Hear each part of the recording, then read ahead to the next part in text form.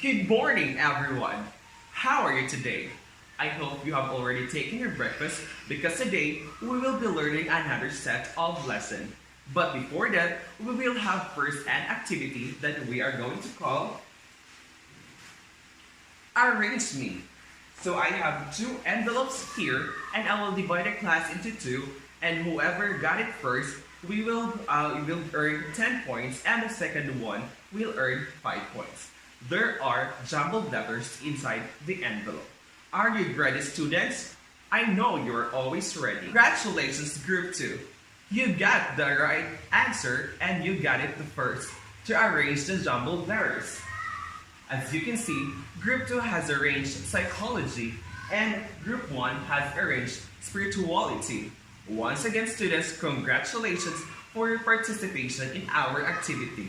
So again, Group 2 gathered 10 points and Group 1 gathered 5 points.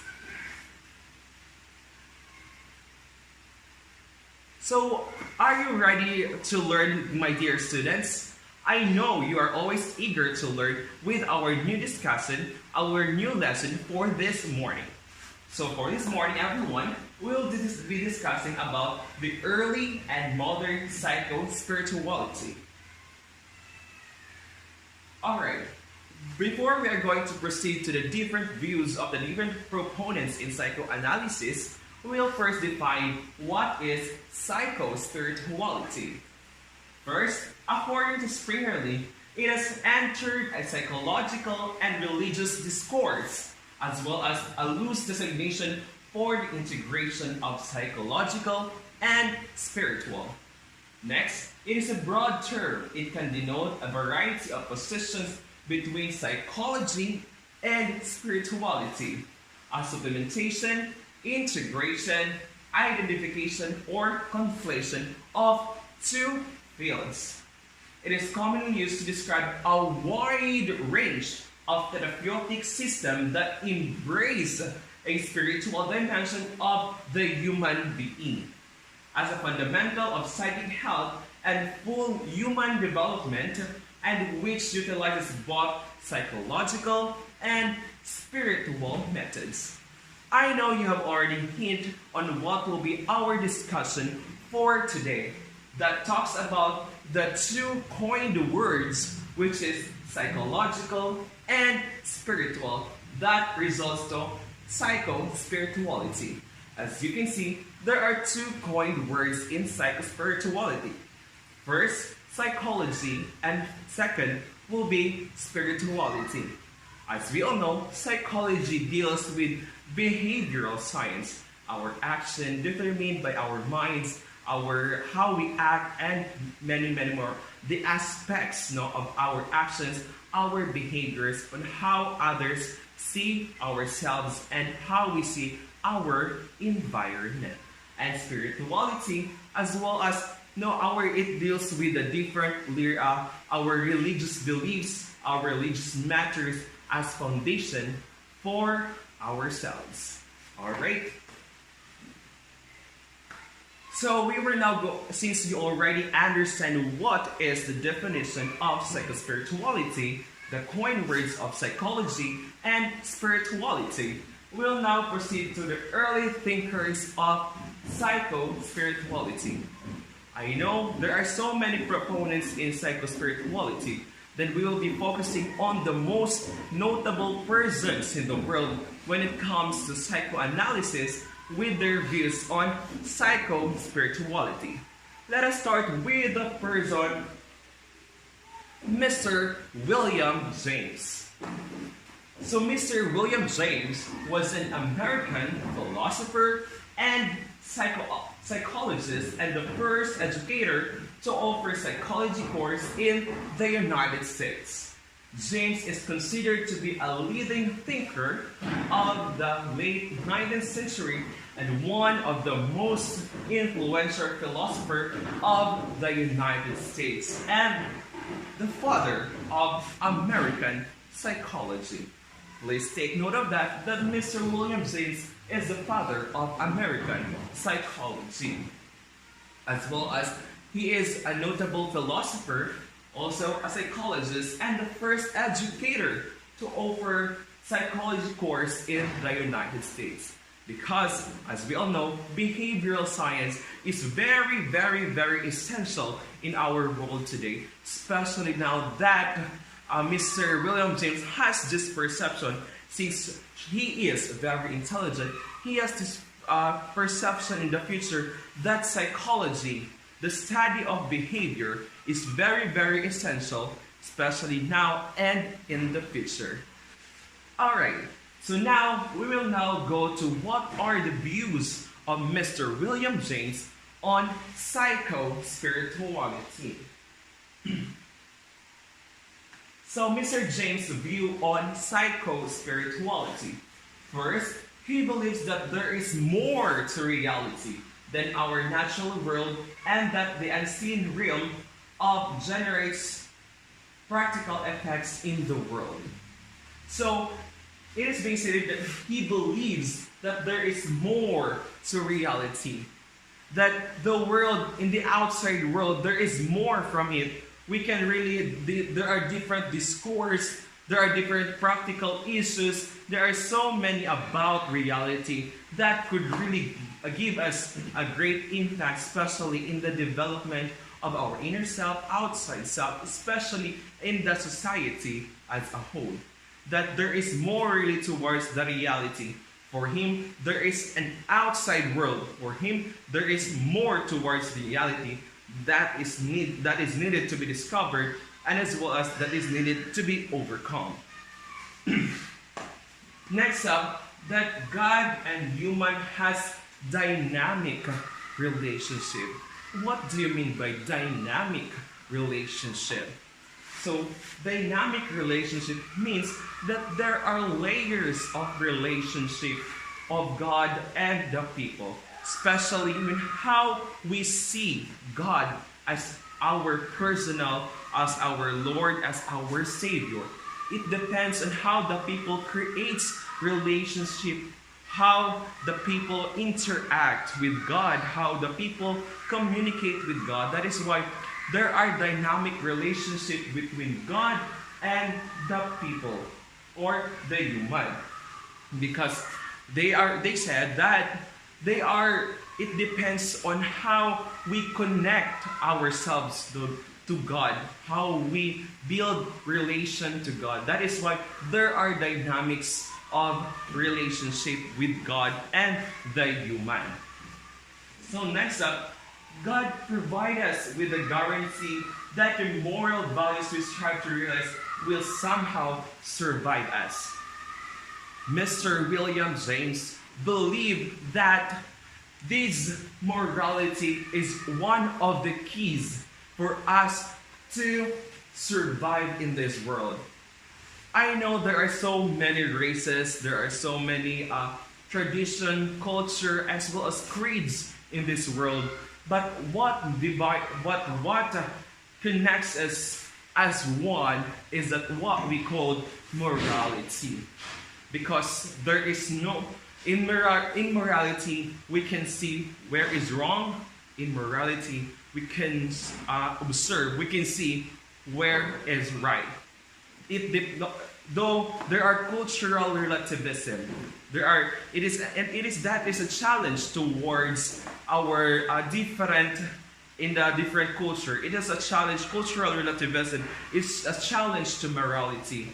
But if we only see that there is overall goodness for all, that we observe that morality is very, very essential in this world, then we will be able to survive. Not just because of our food, not just of our wealth, not just because of our position, but if we were able to instill in our minds and in our heart what is or how we are going to live with morality, then we will have a well-developed, a progressive society. Next is, he is unwilling to assume that God is one or infinite. Mr. William James contradicts to the different claims that God is one or infinite. Because for Mr. William James is that God is a finite one. Later on, we are going to answer the question why that God is, according to Mr. William James, that God is one and or infinite. Because for him, God is a finite one. Meaning that God is a solid person. He is concrete when it comes to knowledge, to giving wisdom to the people. Next up, we can love and respect God to the extent that we are committed to the pursuit of common values. Before that, we are going to discuss first what is the essence of respect. I know, as what I have mentioned, there are so many, almost 1,000 different traditions, different beliefs, practices in this world. I know even there are so many crises, identity crisis, equality as a whole is really an issue in our society today. But if we are going to take it with respect, then we will know how to accept. We will be able to know how to give a acceptance to the different cultures. If we are just going to, if we have this respect from ourselves, then we will be set in a solid rules wherein there is no gender discrimination, racial discrimination, and stereotypings if we only know how to respect, as well as the love. According to Mr. William James, he divided love and respect because these are two important matters, especially in our society. Love is the foundation of everyone. Because if we know how to love, we know how to be honest. When we know how to love, we give time. When we love, we give respect. When we love, we know how to build a good relationship to each other. Even from we are on different aspects. We are of different race. We are of different colors of the skin. But we know if we know how to love and respect, according to Mr. William James, then we are committed to the pursuit of common values. We will have a solid community wherein our values are very common, our values that will really cater for the overall goodness of everyone. Next up, he even suggests that God may be derived from strength, energy from our collaboration. That meaning, God can give us strength, that God can give us energy in everyday life if we will only be collaborated with each other. For Mr. William James, he observed that because Mr. William James is a religious person, for him, if we collaborate for each other, if we only give time to be together, to be set as one, then God will give us strength and energy to continue our daily endeavors, to continue our daily lives, to continue our goals and mission in our lives. Because for him, we are of the same color of blood, then we must be collaborative with each other. We must put ourselves together for the betterment of everyone. Yan na kay si Lola. Nagkahinay nagkakuan. Nagkahinay kagkatulingig. Aka ni si Lola. Muna na ba? Ah, timer. 14 minutes.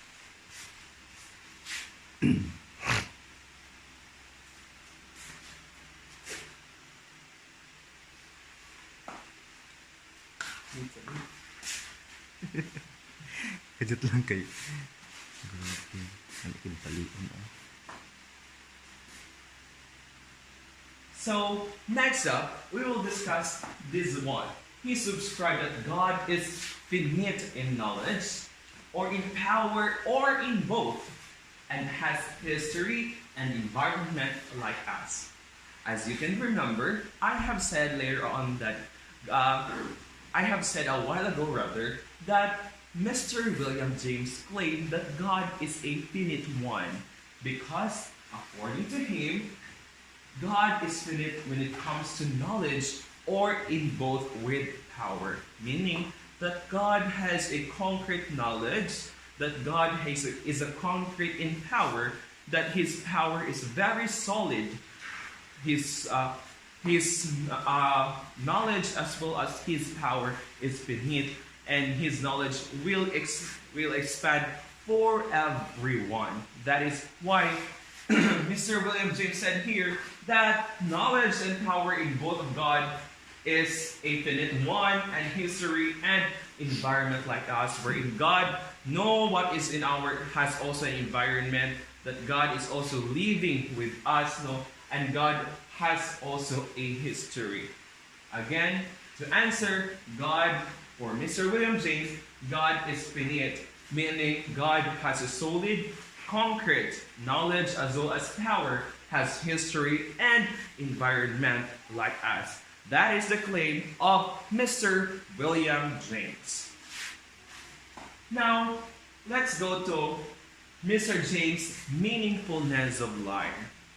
For Mr. William James, as a father of psychology, he also believed that life has a meaning. I know you students, you have not yet discovered, you have not yet engaged, or you have not yet defined what is the importance of life, because you are yet starting to discover, especially your skills and your capabilities, and later on, you are going to discover what is the meaning of life.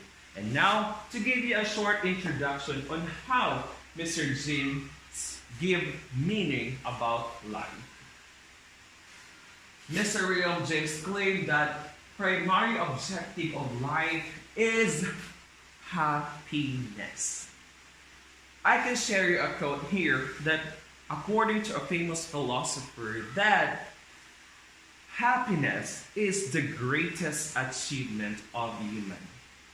That in every decision we made, in every action that we made, in every goals and mission that we have in life, we must always choose to be happy. Happiness is very, very important to Mr. William James, as that is the greatest achievement, the greatest reward that we can give to the people around us.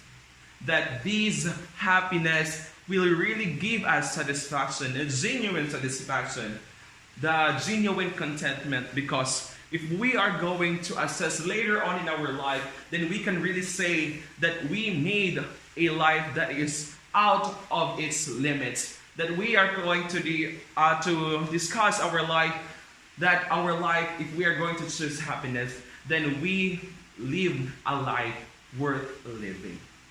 That is how important happiness is here in our world. But let us always take that in mind, that even if we choose happiness, we must not choose to hurt others. It's if we are going to put it in a content, if we are going to choose the happiness, if you are going to choose to be happy, then you should not be touching anyone. You should not be hurting anyone just to be happy. Did you get my point? It's everyone. Because happiness is your greatest reward for yourself. That reflected to the meaningfulness of life of Mr. William James. Happiness is life. Next, for Mr. William James, there is absolute answer, and is relative to the life being lived. That there is absolute answer. Meaning, in everything in this world, there is really a concrete answer. In every questions, in every concerns that you raise for Mr. William James, there is really a concrete answer. An answer that would really give you a good knowledge.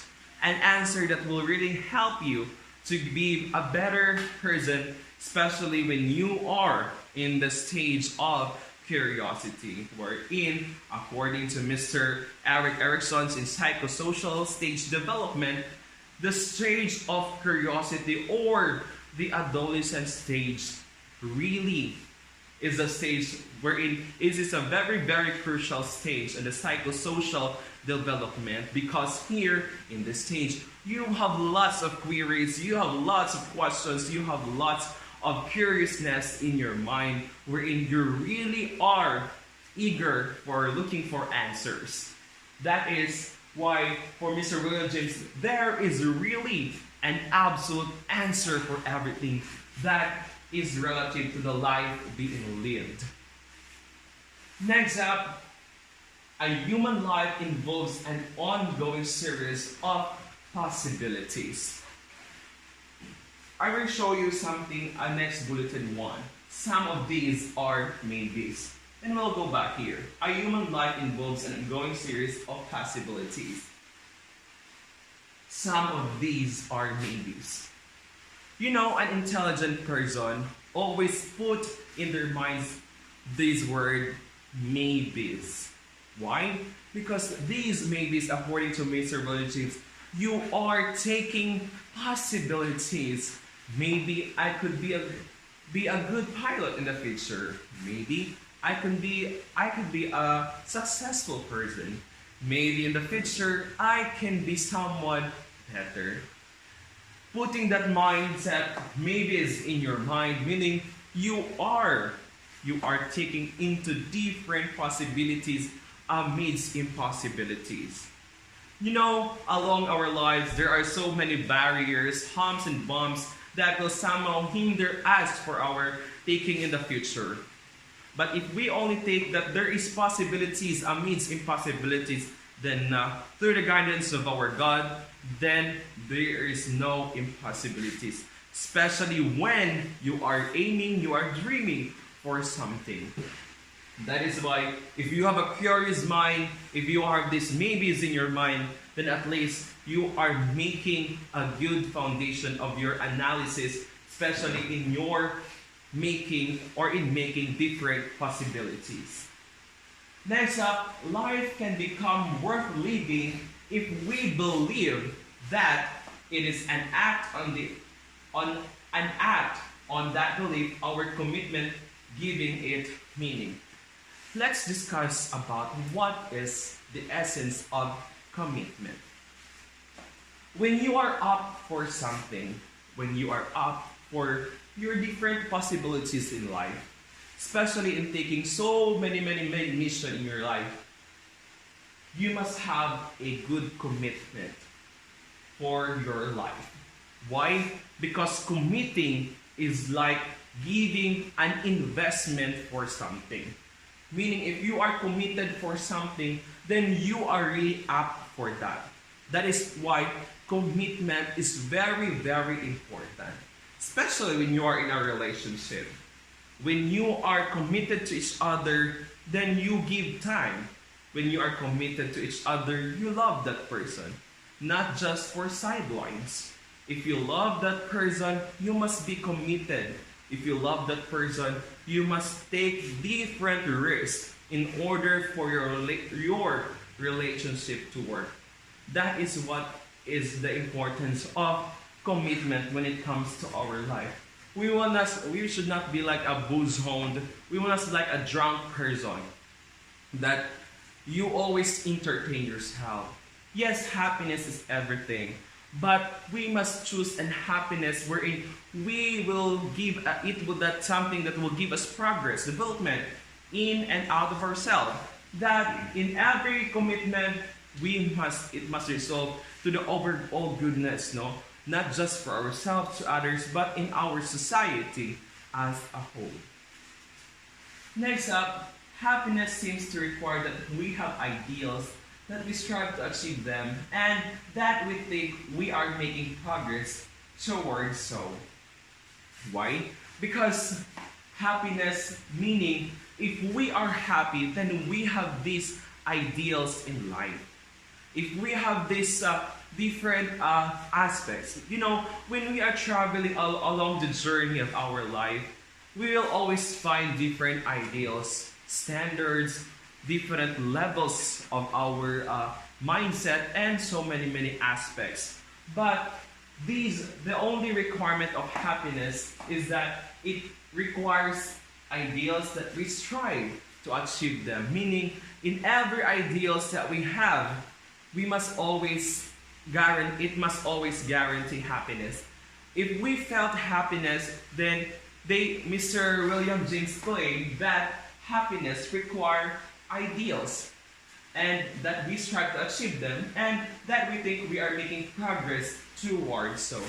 Meaning if we are happy, we are contented for everything. We are satisfied for everything. That is how important happiness is for Mr. William James. I guess Mr. William James have not regret the life he lived before because he really chose to be happy. I hope you guys have understand how important happiness towards Mr. William James, that he promulgated really that happiness must be enjoyed by everyone, as it is very essential in the development of ourselves, to the people around us, and a society as a whole. Now, after the discussion of Mr. William James, we will now proceed to Mr. Carl Jung. So Mr. Carl Jung is a Swiss psychiatrist and psychoanalyst who founded analytical psychology. Jung's work has been influential in the fields of psychiatry, anthropology, archaeology, literature, philosophy, and religious studies. This meaning, Mr. William James does not only cover his analytical psychology towards just the behavior or the different treatment and therapeutic system for the people's behavior, but also Mr. William James covered his study not just limited to anthropology, archaeology, literature, and philosophy, but also religious study to integrate psycho-spirituality. Now we are going to discuss this morning also the views of Mr. Carl Jung on his view on psycho-spirituality. First, he saw religion as delusion, but he recognizes its value in providing assurance and strength, allowing the humankind to transcend the instinctive stage of unconscious into the heights of great moral and cultural achievement. If we can look back in the history, why Mr. Carl Jung defined religion as a delusion or delusional, because long before he saw religion as a method or a means to control the people, the religion, the classical churches, the priest, but Mr. Carl Jung has recognized the value. What do you mean by the value of religion? Meaning the teaching, how they are, what is the goal of religion. But meaning he did not abide to the religion, but he abided on its teaching. He did not abide to the leaders of the church, the priests, the deacons, and what so many other leaders of the religion, but he believes, he recognizes the value of its teaching for the potential of human development, especially in great moral and cultural achievement. That its teaching, the goal of the teaching of the religion is to give a cultural or great moral achievement. That its teaching's goal is to help the people. That is value, the teachings that helps to shape the world. It shapes the minds of the people, especially in loving God. That is why Mr. Carl Jung saw religion as delusion, but he recognized its value, the teaching, as well as its goal and mission towards the people. Now, vital aspect to saving our minds is coming to the terms with God-given nature. That our nature as a humankind will really help us to really live a life to the fullest. Meaning, this God-given nature, we as human, we must learn to love each other. We must learn how to respect each other. We must learn how to accept rather, our individual differences. no matter where we came from, no matter where walks of life you came from. But if we these God-given natures, it will really give us saving our mind is coming to the terms with our God-given nature. Meaning this God-given nature to the people will really give us a capabilities, a knowledge to be set as one in this world, that this God-given nature, we as human, we must learn how to have a good interconnection to each other.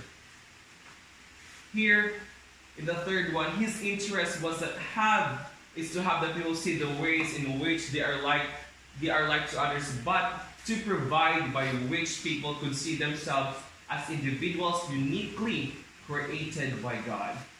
As you can see, the interest of Mr. Carl Jung is not to help the people define as they are alike to each other, but he wants us to recognize individuals' uniqueness as creation by God. Self-awareness and self-consciousness is different. If you are self-aware, then you will not compare yourself. Meaning, you are different, you are unique from someone. But if you are self-conscious, then you are going always to keep your comparing someone that why is it I'm beautiful, why is it I'm ugly, why is it that he or she is rich, why is it like that and like that. The goal of Mr. Carl Jung is to promulgate the people that we should not compare ourselves, but rather we must acknowledge everyone's individual differences and uniqueness as creation of God. Because especially in this world, in this modern time, technological advancement has really catered different self-consciousness, that there is really competition among the people, especially in social media interactions, in these platforms. We keep on comparing ourselves, right? We keep on being strategically competitive to each other. That is why we must learn how to be self-aware, that there are capabilities of others which we cannot have, which we cannot possess, which we cannot do. That there are also features of ourselves that others cannot do, that others cannot promulgate, that others cannot really initiate, that everyone has individual differences and uniqueness. We must learn to be self-aware and not self-conscious. That is being featured here in the view of psychospirituality of Mr. Carl Jung, that we must not see each other as alike, but rather we must be unique in the creation of God. Now, he referred psychospiritual experience as God within us. Now, if we are self-aware to each other, the different nature, God-given nature, our innate relationship to ourselves, is that we must be aware, according to Mr. Carl Jung, that God is within us. If we have God within us for Mr. Carl Jung, we must learn how to step by step develop what is morality. As we all know, morality is determining whether the action is good or bad. Morality, if God is within us, we learn how to give ourselves to others, to empathize to others, but that we must learn how to give time to others. You know, God is an omnipotent and omnipresent one. He is all-living God. He is everywhere. That is why Mr. Carl Jung said that psychospiritual experience is God within us. That if we only take that there is a conscience in us that God exists in this world, then we will be able to learn how to give love to everyone, as love is the greatest foundation of everything. We exist long before because of what we call love, a God-given feature that interconnected us, that give us a good relationship to everyone, no matter what race or walks of life you came from. Next, the self is the innate beginnings of our psychic life.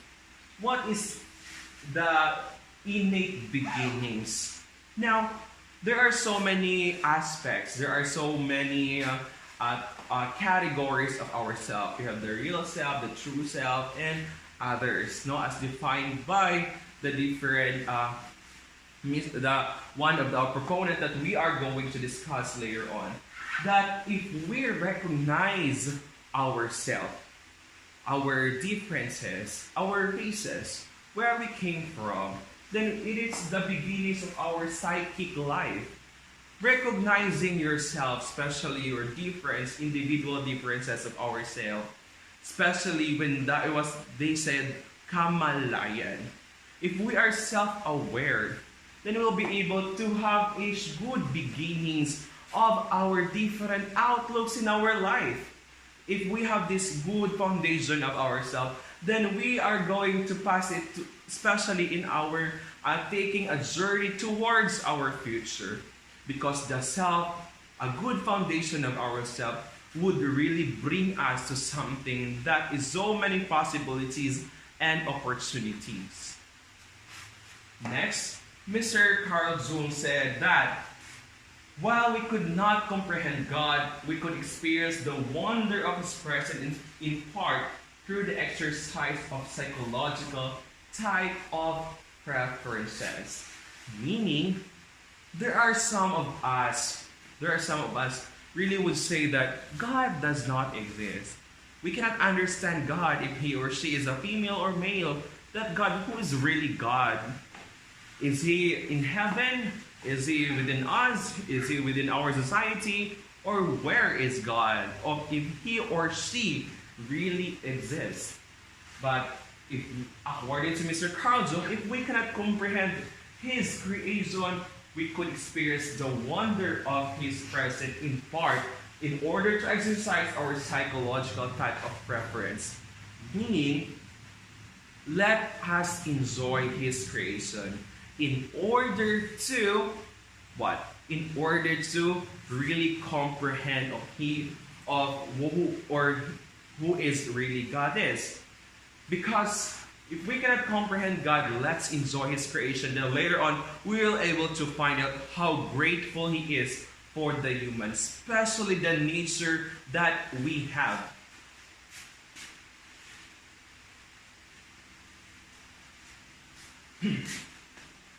Enjoying his creation is like enjoying everything. Then later on, we'll be able to find out how he has given us everything in this world for us to enjoy, for us to live, for us basically to be happy. Especially the environment, the natural resources that we have right now.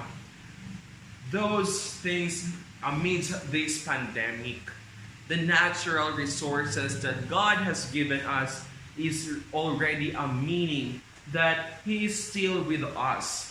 Even if sometimes we cannot understand what really His plan to us for our future and what really the career that we needed to take. But if only we recognize the wonder of His love, the wonder of His creation, then we will be able to comprehend His love to us, His presence to us, especially His overall goodness to us. Especially if we enjoyed really what are his creation in this world. And that way, we'll be able to answer our different question of who or really is God. Now, we are going to discuss about Mr. Jung's stages of the soul. For you guys, what do you think? Is there any stages of the soul? So, stages of the soul. So, the nearer, according to Mr. Carl Jung, the nearer we approach to the middle of life, and the better we have succeeded in entrenching ourselves in our personal attitudes and social positions, the more it appears as if we had discovered the right course and the right ideals and principles of our behavior. On that first bulleted stage of the soul by Mr. Carl Jung, he said there that the more we approach to life, the more we discover so many things. I can still remember the song of Mr. Bruno Mars wherein today my life begins. He said there, we should break the chains that bind me, so the possibilities and enjoy life. He said there, we must break the chains that bind us, happiness will find me. That is why we must always, if we take our life as we journey and understand really what life is, then we will be able to discover the right course and the right ideals as well as the principle of behavior. If we can put up to our stages right now, we will always keep on saying that I've been there. You should do this because I've been there. Trust the experts. That is the setting there. Because if we approach to life, the more we discovered what really the essence or the importance of life, then we can embark it to the young ones that if you journey this life, you must choose this because I've been there. I've been like that. That is why if we are going to journey our life closer to what is really the essence of life, then we will be able to discover what really the good action, what really the good decision, what really the good perception and outlook for a good result, especially in different or making principles of our behavior as well as right course and right ideals. Because later on, we cannot deny that it is very inevitable to meet different kinds of people. In your later life, you will really meet different kind of person, different attitude, personality, social life, and others.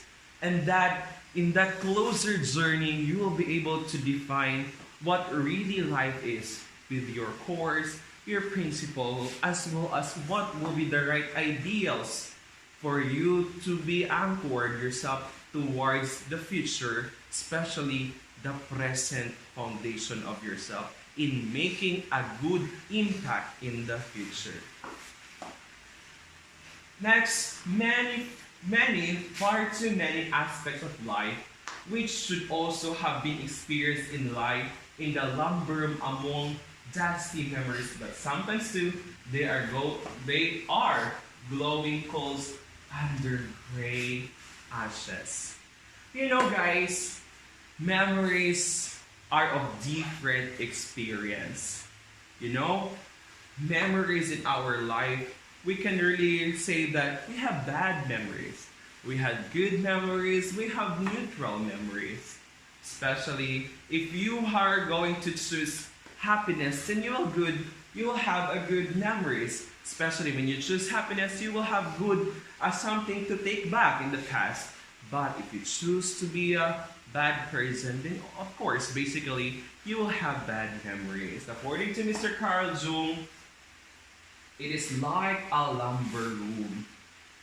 Dusty memories, but sometimes too, they are glowing coals under gray ashes, meaning those memories will really create a great impact in your future. Because our memories, we can always say that I am very thankful for that memories because now I am already a better person. Because of that experience, because of that tragedy, because of that something that happened in your past life, you are now a better person.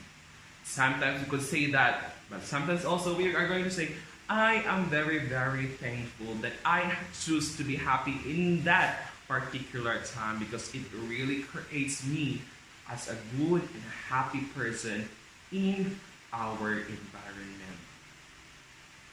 I should suggest that as you grow older, you must create different kinds of memories because as for me, memories are treasure. You are going to take it back in the future. That is why you must enjoy life. According to Mr. Carl Jung, it is like a glowing coals under gray ashes. Meaning that memories will really help you to have a good comprehension on what really you are going to do for the betterment of your future because of the foundation of your past as well as your memories. At this point in time, we're going now to get to know Mr. Erik Erikson. He was a German-American developmental psychologist and psychoanalyst known for his theory on psychological development of human beings. He may be most famous for coining the phrase identity crisis. His son, Kai T. Erikson, is a notable American sociologist. We can see here that Mr. Erik Erikson is a developmental psychologist because he does not oppose to Mr. Sigmund Freud's psychoanalysis. Here, he developed psychoanalysis of Mr. Sigmund Freud, wherein there is a progress, meaning he approached the people as how we are, as new approach or how we newly see the things around us. That is how Mr. Erik Erikson developed a new way or a new view of psychology, developmental psychology.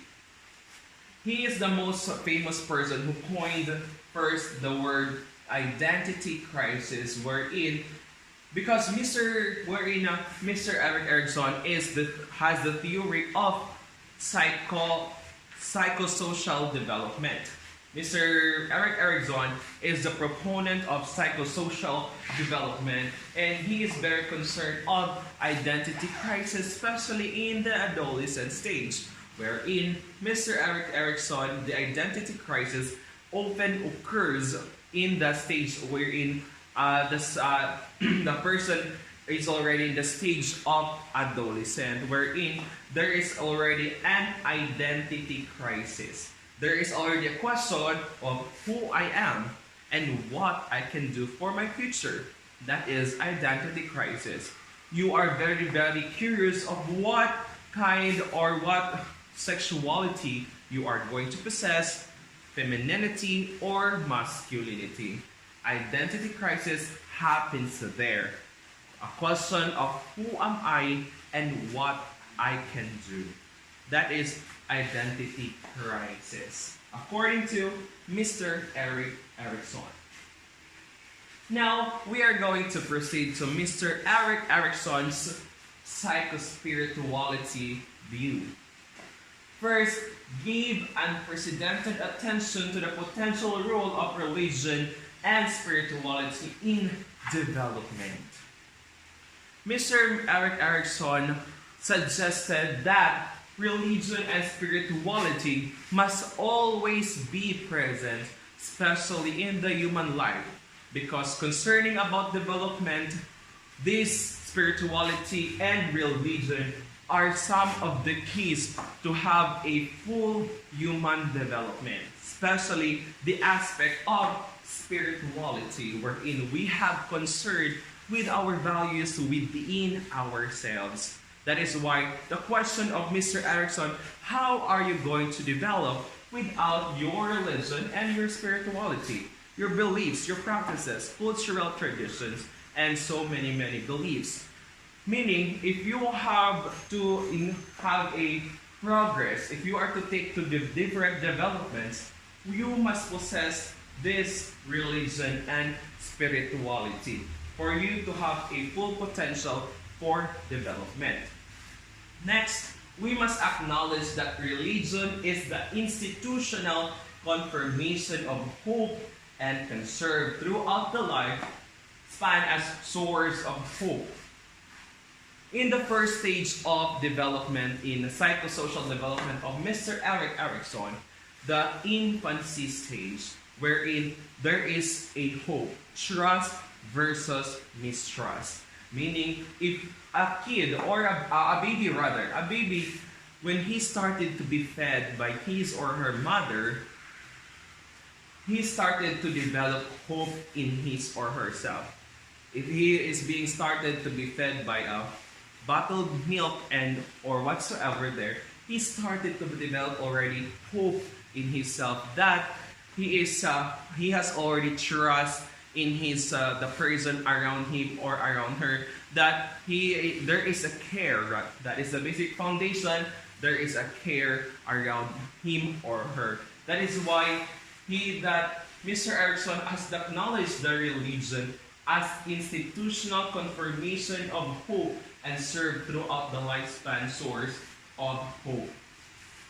Meaning that the religion is a basic foundation of our hope, especially the teachings of religion. Though there are so many issues and discrepancies about religion, the leaders of religion, but the teaching itself is very well institutioned, well founded for the hope of the people. Meaning there is a communion in communities. That hope is being contributed. No, the greatest contributor of hope is our religion. Because simply by praying, we already there communicating but in God, though He is an unseen God, but His presence is always there. That our hope is always there. That is the basic teaching of religion, to always hope for possibilities and many, many more. Next up, the successful resolution of the first stage of development bring out about the virtue of hope, which is enduring belief in the attainability of fervent wishes. Here enters the first stage of psychosocial development of Mr. Eric Erickson in psychospirituality. That the first stage of development, the infancy stage, is bring out the virtue of hope. That's what I've said along before, trust versus mistrust. That is why a baby must be well cared. A baby must be well put in a comfortable environment. Because as we can see, the brain or the mind of the baby is like a sponge. It does not upload, it always downloads. That the virtue of hope starts in the first stage, the infancy stage. That is why a baby must be with its total care of a mother or a father or the people around him or her, that he or she will be able to feel that she or he is being cared by the people around him or her, especially by his or her mother. That is why in the first stage, we already develop hope. We already have this outlook that the people always cared for us in this stage, which is enduring the belief in the attainability of fervent wishes. Next, hopefulness over time is transformed into mature faith, allowing one belief without evidence that the universe is trustworthy. Mr. Eric Erickson is very concerned of our hope. That even there are so many impossibilities in this world, challenges, humps and bumps, problems, and many, many more that will really hinder us somehow. But if we have this hope, then we will be able to see that even without evidence, the universe is trustworthy. Being hopefulness, guys, every students Being hopeful is being giving outlook for your future, concerning your future. There are so many challenges in our world today, especially intrapersonal issues and discrepancies. You know, there are so many problems that will really take us to something that even our decisions is greatly affected by these problems. But if we have this hopefulness over time, then we will be able to transform into mature faith. Being hopeful is when you develop, when you honed really your hope, then you will have faith. After that faith, you are going to trust everything or everyone already. Because being hopeful is being having a good outlook for your future. Even in an unseen God. You cannot see God, a physical feature of God. Even now, there are so many debates if God is really a woman or a man, if God really exists. But if even without evidence, we can really feel His presence, that we have already faith in Him, that He can always give us something, possibilities amidst these impossibilities, especially this pandemic, that there is always an end for this pandemic. That gives us hope.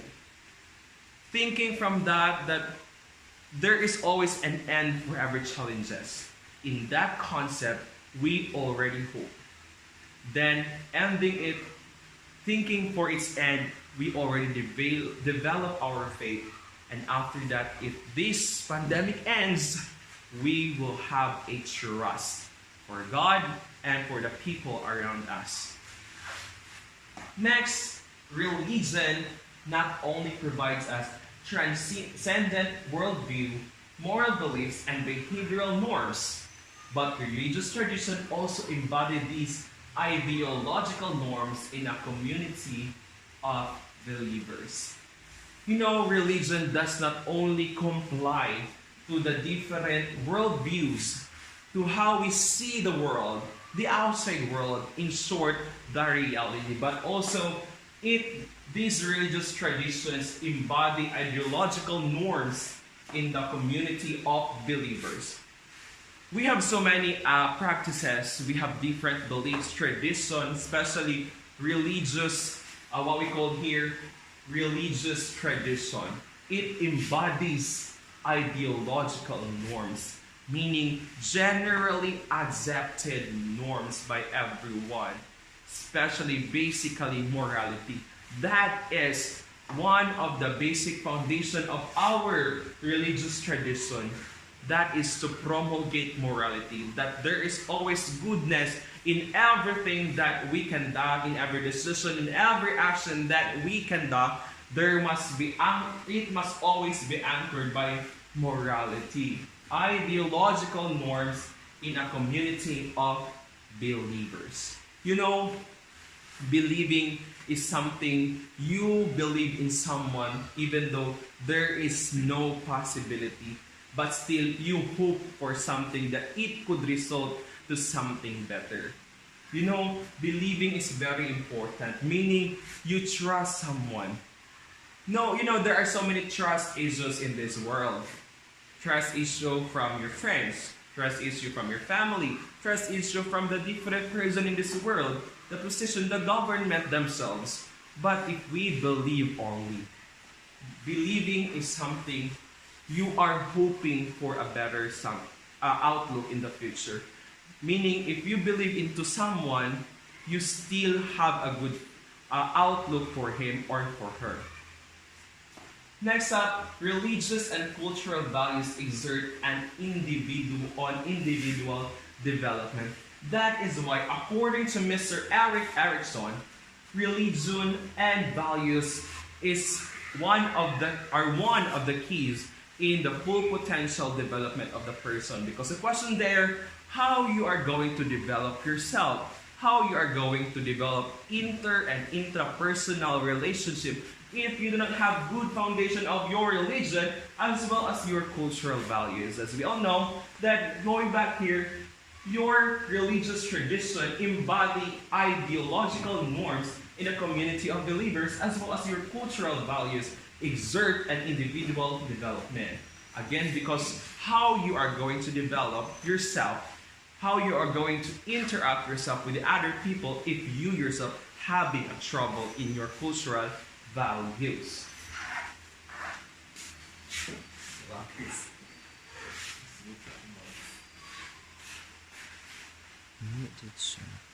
Okay. 1 hour na.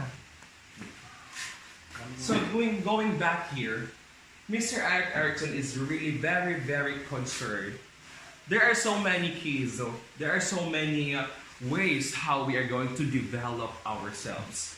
But these religion and cultural values, it really exert an effort for the development of yourself, the people around you, your inter and intrapersonal relationship. That is why it is very essential to develop your religion, to be concerned with your cultural values. Next up, we are going to different concern also of Mr. Eric Erickson on religion. Here, for him, religion and its associated rituals provide a pattern, goal, and ideal for individual life cycle. Everything is alright for him. For Mr. Eric Erickson, life is a cycle. Religion and its associated rituals provide a pattern, goal, and ideal for the individual life cycle. Everything is rotating in this world, especially our life. There are always a rotation. Sometimes you are at the top, sometimes you are at the bottom, sometimes you are at the side, sometimes you are in the other side. That is why for Mr. Eric Erickson, religion and associated rituals really have contributed for the cycle of our life. Because of its teaching, basically because of the teaching of our religion and associated rituals. These rituals, the question there is why we have these rituals. Basically, to answer, we have these rituals because we have this hope. We are praying, we are hoping for something. That is why we perform different traditional or religious rituals because of our hope, because of our faith in an unseen God. Although we cannot see him or her, but he is omnipotent and omnipresent God. Then our associated rituals and patterns gives us goal and as well as ideal for the individual life cycle. Next up, our religious life is part of the successful, healthy development of an individual and begins during the stage of basic trust when faith has its start. Going back to Mr. Eric Erickson's first stage of infancy, wherein there is really already a basic trust. Why it is very important that we are to care very well infant, because as what I have said, the mind of a baby is like a sponge. It always absorbs knowledge. That is why if he or she being cared well, being comforted well, then he develops basic trust, basic hope for him, for herself, or himself. Here, our religious life is a part of the successful, healthy, and development of the individual and begins during the stage of basic trust when faith has its start. Our religious life is spans when we already have this basic trust in ourselves. Religion does not only comply to our church, it does not only comply to different rituals, but our religious life, our faith started when we already started during the infancy stage, when faith has its start. That is why believing starts in our when we are yet a kid, or even in infant, we already started have faith, especially when our mother is always there for us, when our father is always there for us, especially when we ask for something, when we ask for a toy, when we ask for a game, when we ask for to go somewhere. If our request is being granted, then even at that stage, we already have developed our sense of hope as well as sense of faith for the people around us. Meaning, the world is really trustworthy, basically. Next up, one basic task of religion is to reaffirm that first relationship. What do you mean that first relationship? The first relationship there tackles about that God loves us first.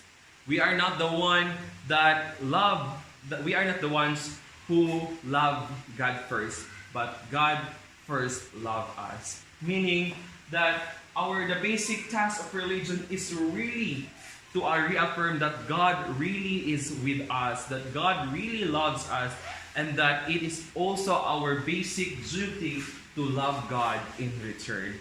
How? By loving each other, even your enemy, even your neighbors, even the person who gives so many issues and discrepancy. We must learn how to love in order to respond, to give evidence that we really love God. We must love the people that hurts us, the person that gives us so many problems. We must learn how to love them. Next up, the basic task of religion is to reaffirm that first relationship.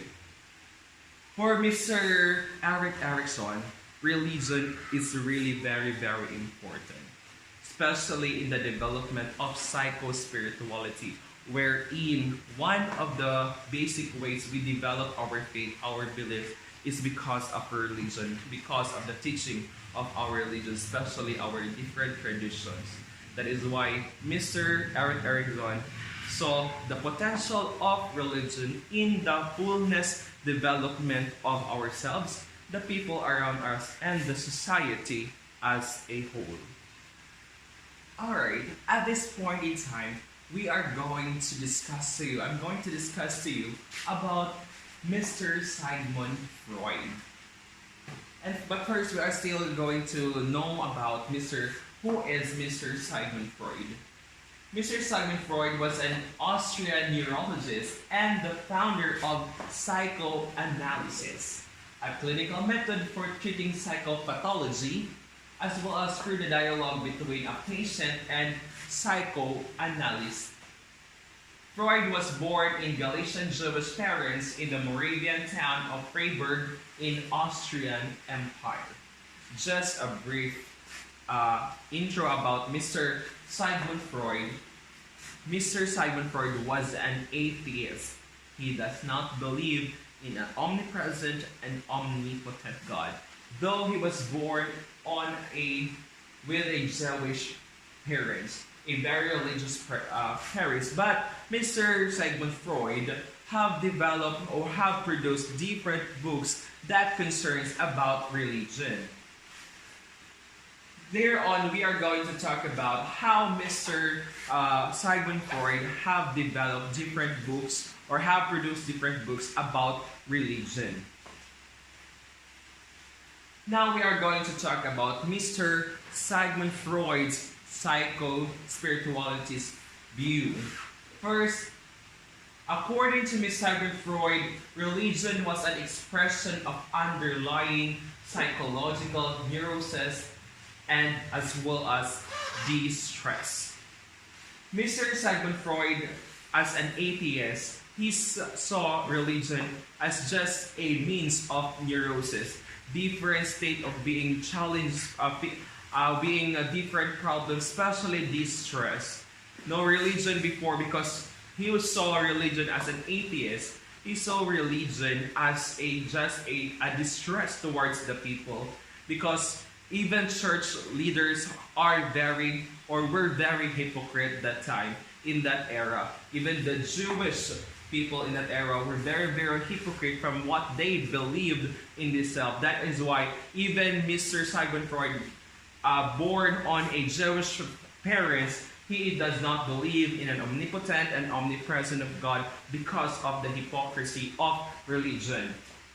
For him, it's just a underlying neurosis as well as distress.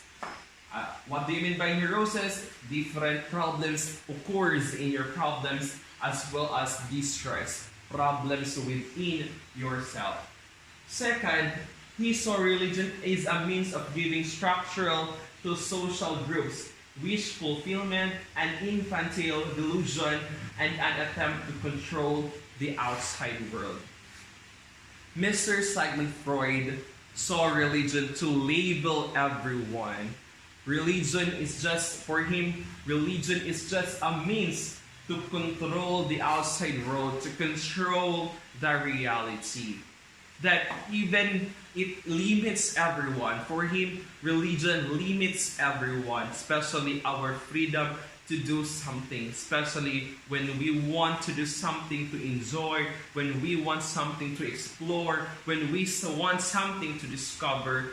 Mr. Sigmund Freud saw religion as a delusional as well as an attempt to control everyone, especially our minds, especially our self-awareness, especially our reality or the outside world, to control the people. That is for him, that is the main or one of the agenda of religion, is to control everyone, to control our minds, to label everyone, as being stated here, that religion is a means of giving structural to social groups, meaning it labels everyone, especially our social connection to everyone. We are, because of religion, we are being labeled.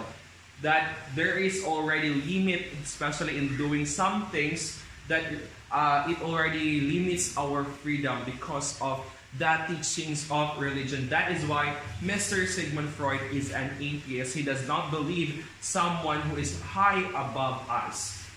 Next up, religion is an illusion, and it derives its strength from its readiness to fit in with our instinctual, wishful impulses. According to Mr. Sigmund Freud, it is just a mere illusion of the people. It is just a dreadful dream of the people. Religion is an illusion.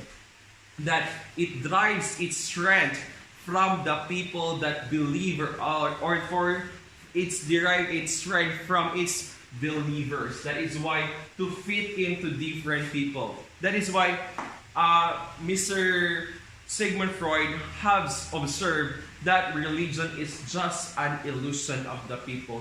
That there is more about religion, that there is more about reality. That is why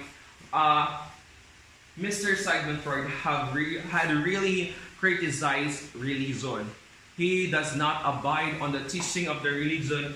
He is always abide in ourselves, especially that he is the first one to develop psychoanalysis.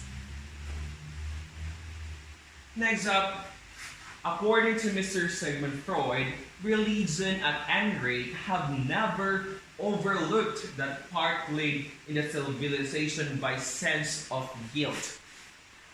Since there is to control, according to Mr. Sigmund Freud, religion is there to control the people. That religion only gives us to be guilty of ourselves.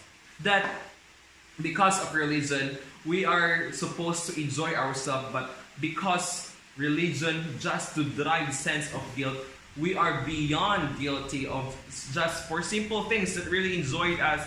Supposedly, we have to enjoy life to its fullness according to Mr. Sigmund Freud, but because of religion, we were not really enjoyed it because of sense of guilt, because of the different limits that hinder us to enjoy so much in life, especially our social interaction.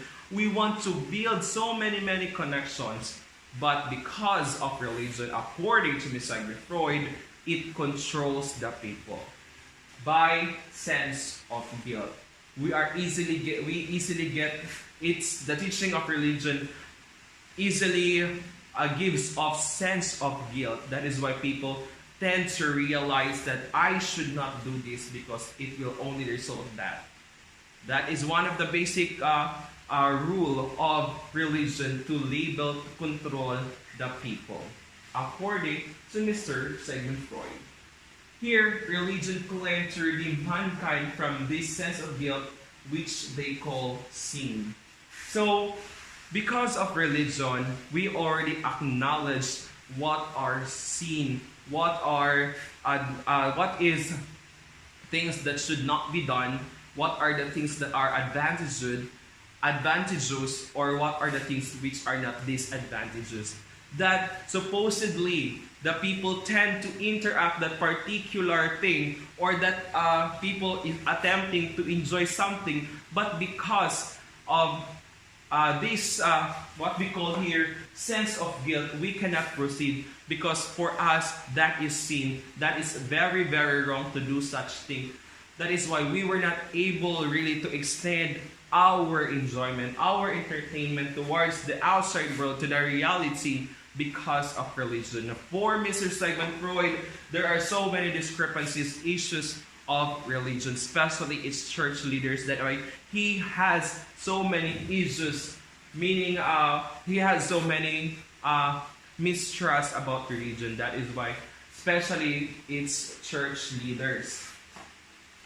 Next up, he believed that the people choose to believe in God, who represents a powerful father figure. Since that the people has sense of guilt, we tend to realize that God is like a father figure, an authoritarian. As we can see, a father has the authority in our home.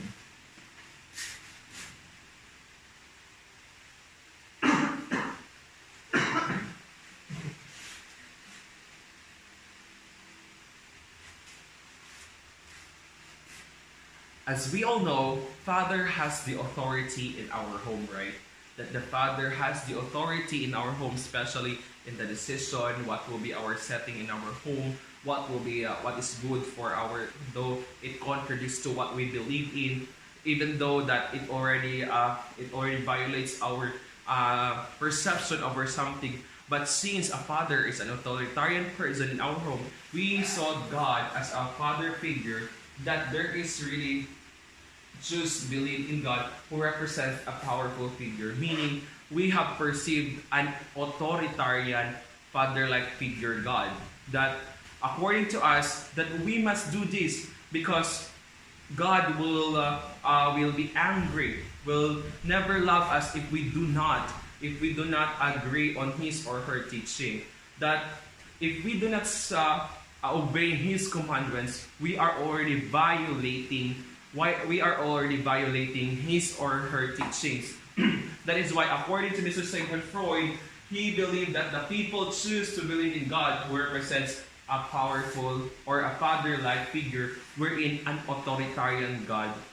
That sometimes we say, we must obey his or her commandments, because as a believer of him, a follower of him, we must always follow his or his teaching, so that we will be called his child or his follower, his community of believers. That is what Mr. Sigmund Freud, that he does not believe in religion, he does not believe in an omnipotent and omnipresent God, because according for him, it only labels us as a community, it only gives a sense of guilt, it only gives us to realize what really sin is, and it only, religion is an authority one. That is why Mr. Sigmund Freud, for his psychospirituality, he does not believe in the teaching, especially of the people of the religion. That is the concern of Mr. Sigmund Freud with his view on psychospirituality.